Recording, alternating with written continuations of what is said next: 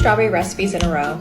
I love strawberry season. However, today we're making strawberry rhubarb bars. We're gonna need at least 1 3/4 cup of diced strawberries. Strawberry rhubarb is my mom's favorite combination of flavors, and her and my dad are coming to visit me, so I'm making them. The other part of strawberry rhubarb is the rhubarb.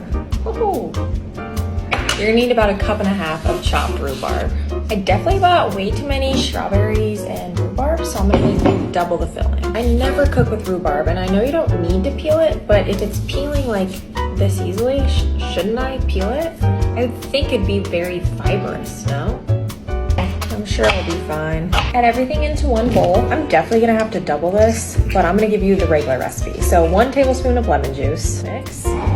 Separately, mix together a tablespoon of cornstarch and 1/3 cup of sugar, 1/3 cup. Mix, pour, and mix. Now for the crumble. 1 1/3 cups of flour, 1/2 teaspoon of baking soda, 1/4 teaspoon of salt.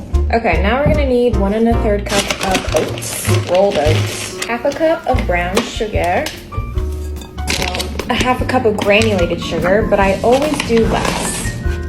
After we mix, add in 3/4 cup melted butter and 2 teaspoons of vanilla. This is the butter and the vanilla. It should look crumbly, like this, I think. I also realized I don't have a big enough pan, so I'm gonna use a too big of a pan and maybe use half of it.